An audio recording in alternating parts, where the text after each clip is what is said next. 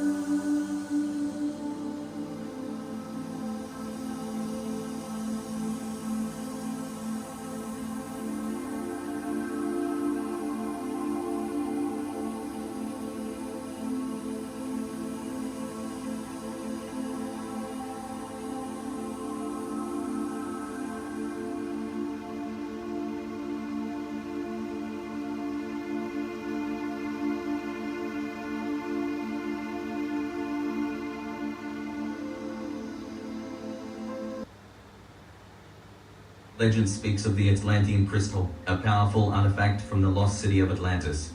For years, explorers have failed to find it, until Ava, a determined archaeologist, discovers a hidden cave. Inside, she finds the crystal glowing on a pedestal. As she reaches for it, the cave begins to collapse, as if protecting its secret. Ava narrowly escapes, clutching the crystal, her heart racing with awe and caution.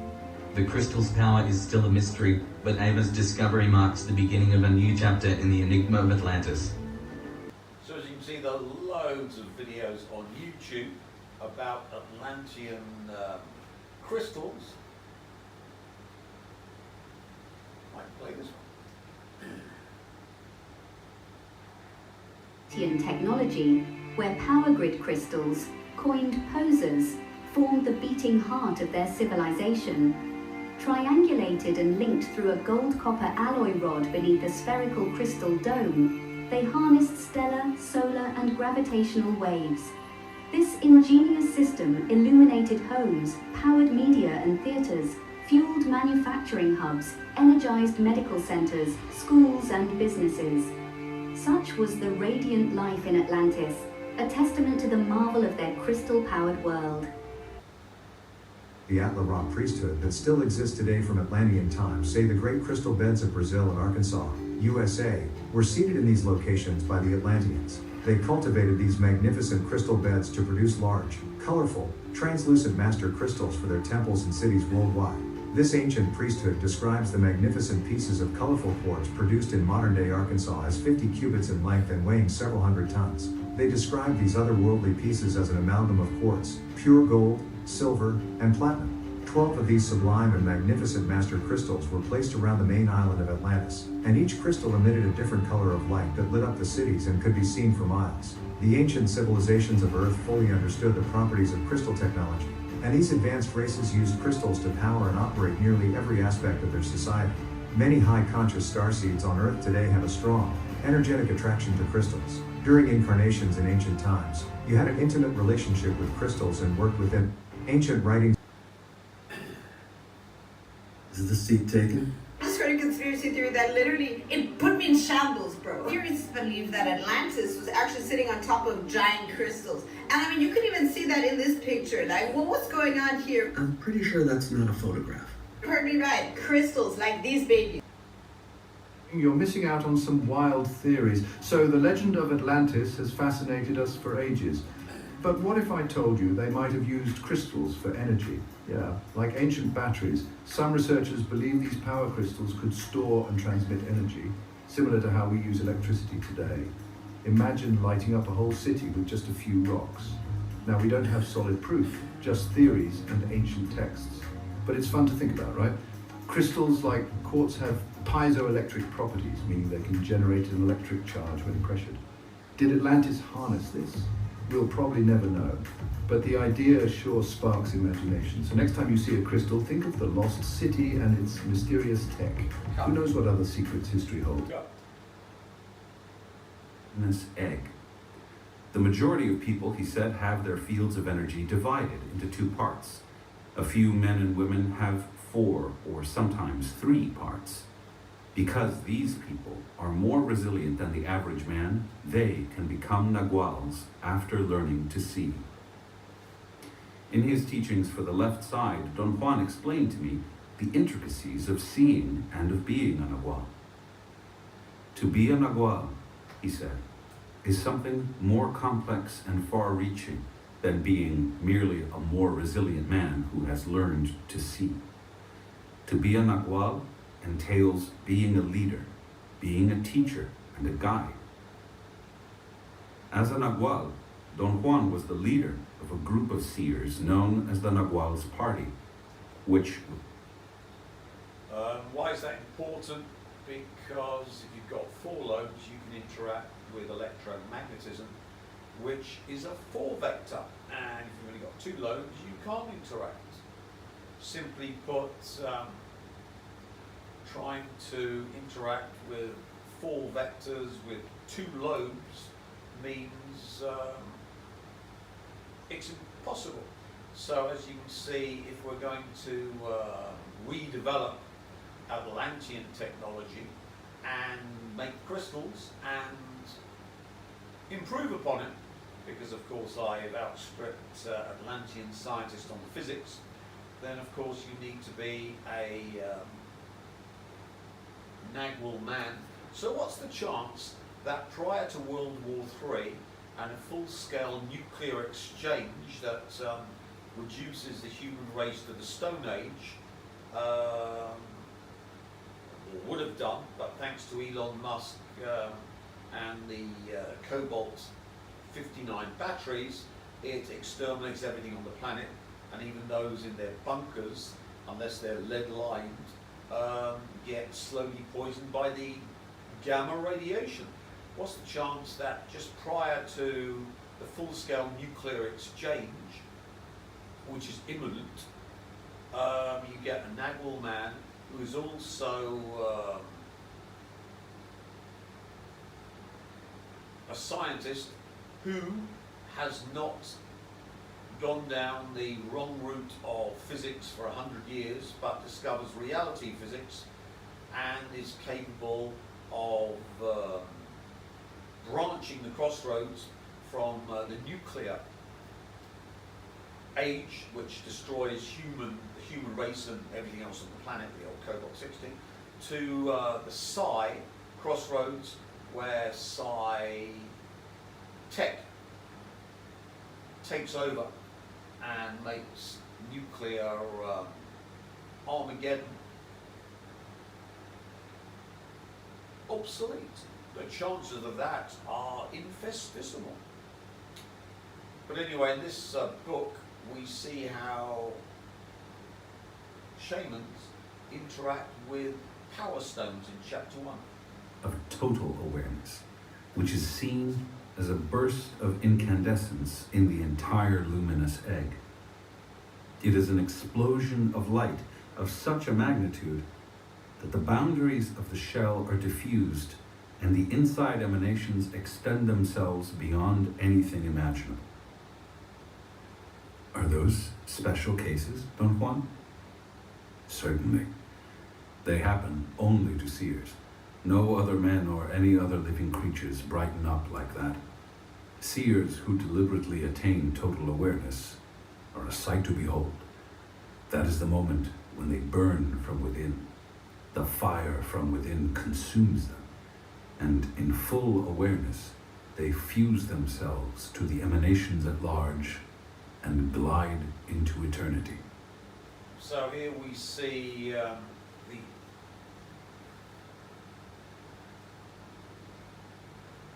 man of power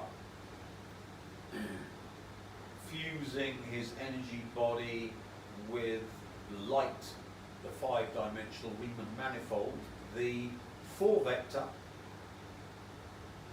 and in the process we get the physical body consumed.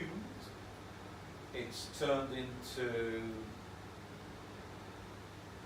energy, and we get the old anti-Higgs field, where the Higgs field that was within the body is returned to where the Higgs field came from, but some of that Higgs field is used to make real the consciousness of the shaman who enters the 5-dimensional Riemann manifold, and they call that the third attention. Now, of course, with crystals, as we've seen, when you squeeze them, they produce a spark, hence the fire lighter. So wouldn't it be nice to be able to, because of course the quartz crystal is linking up with the 4-vector of electromagnetism, that's in the spark, by the motion of squeezing it, which is explained as a movement of the crystal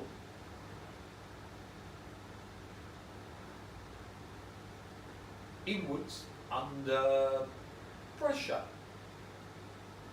Now, if you could fuse the consciousness of the operator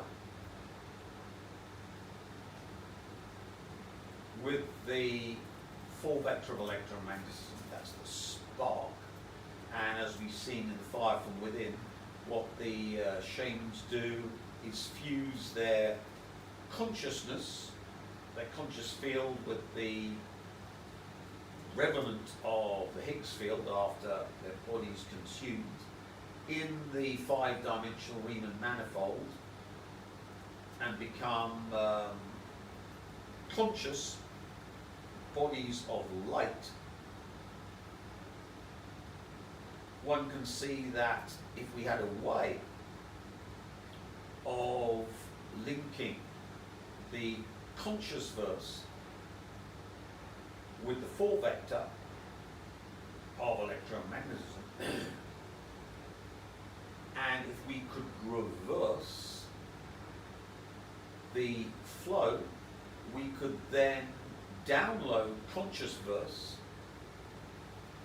5-dimensionality, and Higgs field into the crystal by the reverse piezoelectric effect, where the crystal would actually sort of being compressed, would expand, which of course, if you think of torsion fields, a negative torsion field provides the spark, and in physics, any movements of things is described by a six-fold operation. You've got 3 vectors which change to 3 new vectors, which of course links us up with the flicker effect. So if there was some possible way to use crystals to pick up conscious verse, quantum information, Higgs field,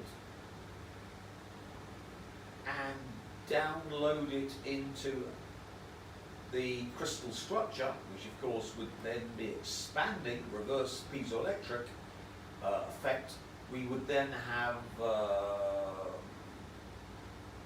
Atlantean crystals. Crystals which were capable of interacting with the conscious field, quantum information, which by definition then causes quantum perturbations when interacting with the conscious field to produce quantum fields, quantum entanglement, and then can be observed. And remember, with observation of quantum fields, to collapse them, we haven't gone into the development where you don't observe them from the first attention, which is the attention of the world you're in, but you can observe them from the third attention, from the 5th dimension, which means then you'd have a whole different reality. You've got 5-dimensional observation quantum collapse, which is something that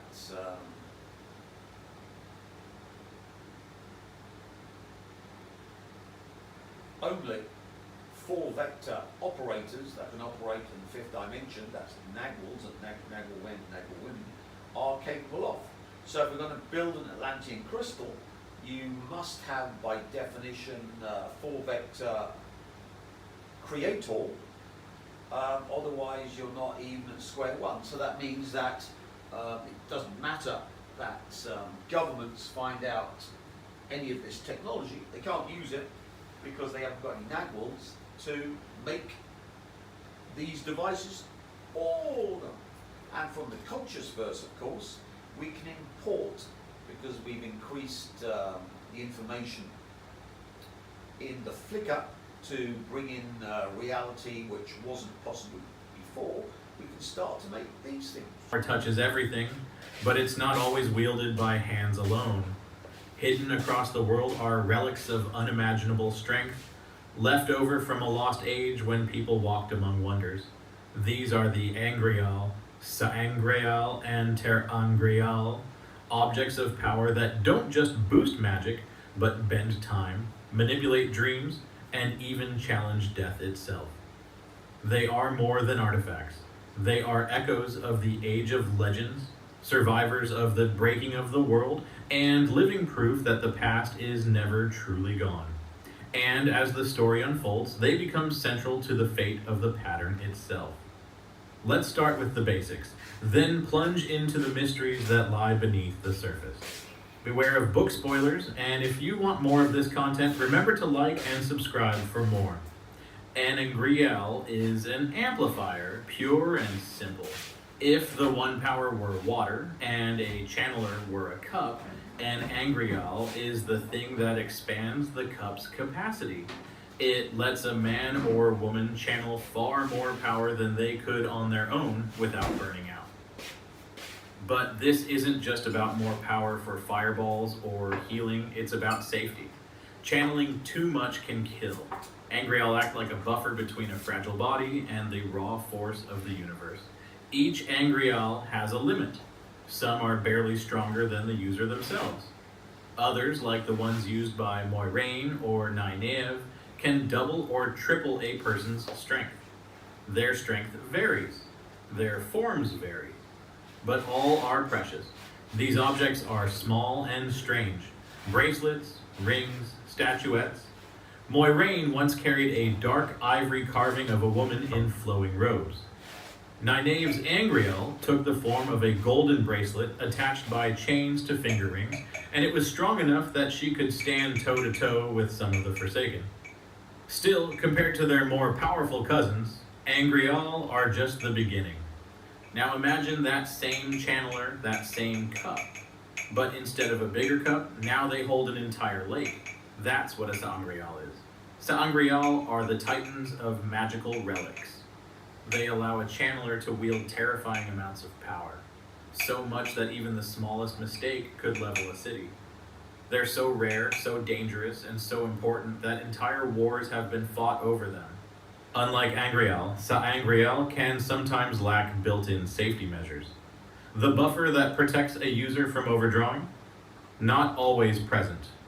Kalendor, the crystal sword drawn by Rand from the heart of the stone, is one such relic. While incredibly powerful, it lacks this safeguard and can actually amplify the taint on saidin if not used carefully. That's why it had to be wielded in a circle with two women during the last battle, one of whom guided the flow. It wasn't just power, it was a deadly scalpel, only safe in skilled hands. And then there's Sakarnan. Discovered in the Age of Legends and later hidden in Shara, Sakarnan is a golden scepter capped with an hourglass-shaped cup. It was once wielded by Demandred, one of the Forsaken, and brought entire battlefields to ruin. This object is not just a Sa'angreal, it's a symbol of sacrifice. Vora's Sa'angreal is a powerful female Sa'angreal in the Wheel of Time series, taking the form of a fluted white wand approximately the length of a woman's forearm.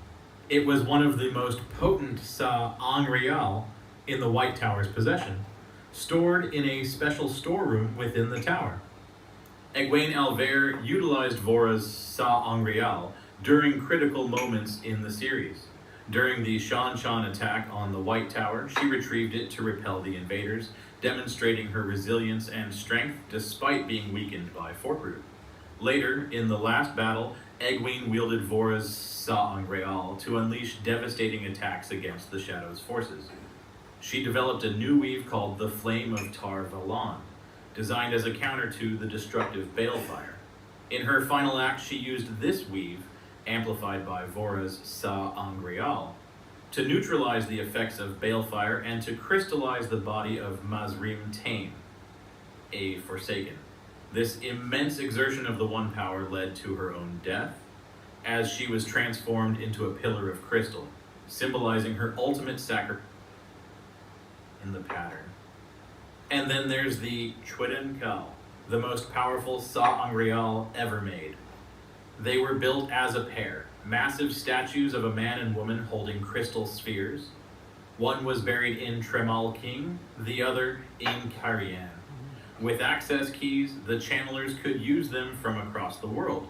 Rand used the male Chwiden Kal to cleanse saidin of the Dark One's taint, forever changing the destiny of male channelers. But this kind of power comes at a terrible risk. Afterward, Rand destroyed the male Chwiden Kal, fearing what could happen if it ever fell into the wrong hands again. If Angreal and Sa'angreal increase strength, ter'angreal offer versatility. They don't boost power, they reshape it. Some tlantean-Crystals are simple tools, like the silver arches in the White Tower used to test novices on their way to becoming accepted. These arches force a woman to confront her fears, regrets, and deepest hopes, and to walk away.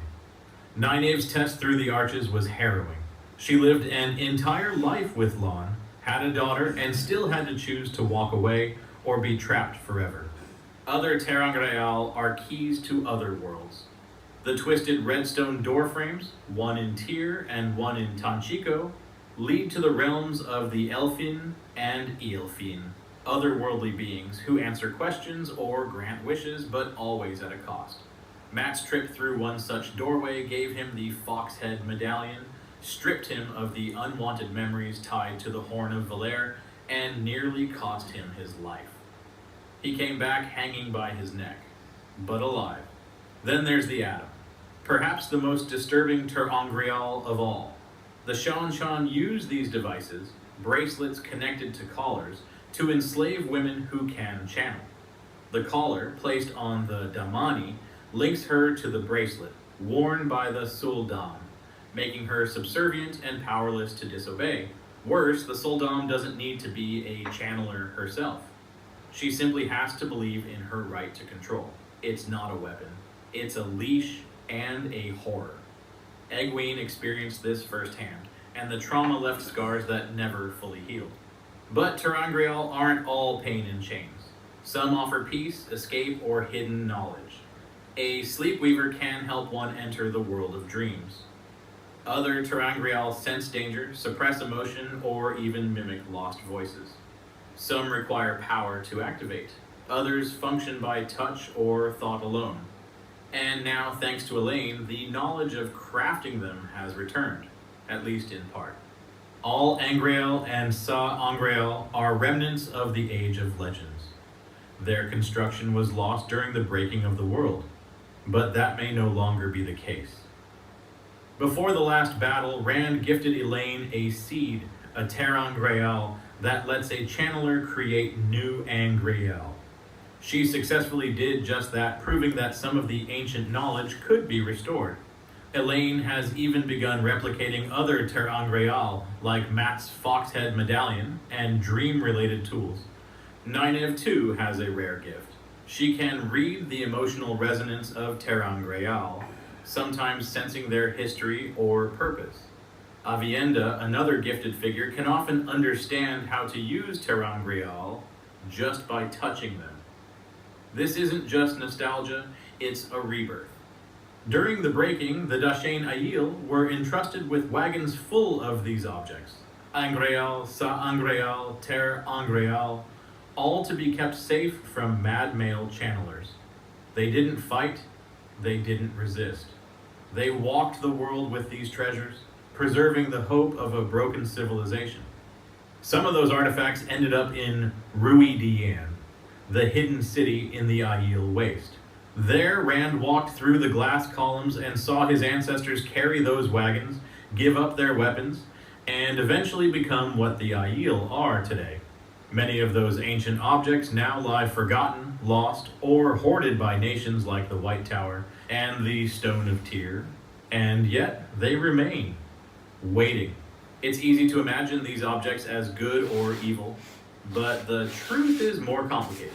Kalandor made Rand invincible, but also dangerous. The Adam allowed nations to control channelers, but at the cost of humanity. Even the Shoidan Call, built to preserve the light, came close to shattering the pattern when misused. The objects themselves are neutral. It's the wielder who defines their purpose. Moiraine used Sakarnan to protect. Demandred used it to destroy. The same tool, different hearts. By the end of Season 3, many of these relics are in play. Moiraine has Sakarnan. Matt bears the Foxhead Medallion. Nynaeve, Elaine, and Egwene have learned how to manipulate the One Power in ways their teachers never dreamed of. And the Forsaken, Lanfear, Moghedien, and others are gathering tools of their own. But the greatest mystery remains this. If these objects were once created by human hands, What kind of people must those have been?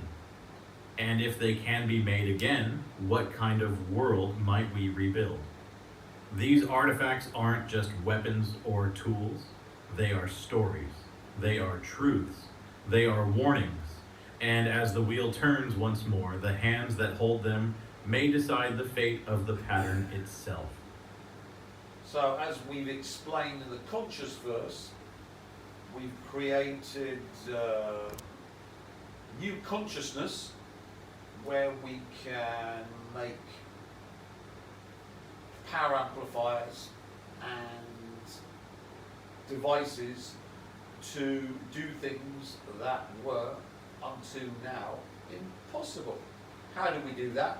Well, of course, yours truly increased the duration of the flicker, so there wasn't the information in the quantum field to do this, but because the flicker didn't have the capacity to store that information. But now the flicker is much, much longer, we can add much, much more new information. For example, for yours truly, the most important thing was to fully manifest the One Ring, which of course boosts the power of the wearer to unimaginable levels. So that was a must-have for yours truly, because he wanted the One Ring, because he was worth it, and he uses L'Oreal. So you can see why the CIA cancelled the Wheel of Time, because they were getting panic-stricken. But it's too late, because of course we've got the books, and now Amazon and all the Amazon viewers. And this enables the conscious verse to be linked up with quantum information, and the Borg plus the non-Borg have willingly participated. Now next we come to something physicists have not even stumbled upon, which is collapsing the quantum wave function, is different depending upon the observer. So if the observer is in the first attention, they're in the so-called world you're living in. If they're in the second attention, they're in the intradimensional worlds, which of course we've seen with Terangriel gets you into the elfin worlds, that's worlds of interdimensionals. So if you collapse the quantum wave function in the second attention, it's different. And of course if you collapse in the third attention, which is from the five-dimensional Riemann manifold, which is where light is gravity in the fifth dimension, and of course is a 4-vector, which means you have to have 4 lobes to manipulate it, then of course you get a completely different form of quantum wave function collapse, and hence a different reality. So the crystal allows a whole new form of reality, because it enables a Nagwal man or woman, but luckily the only Nagwal woman, Dua, is Borg, because she got the kill shots, so she's simply slaveware to yours truly. So she's got her collar, thank you very much. And how to use the Borg as slaveware was given to me by the Wheel of Time, where you see the slave collars for those in the channel.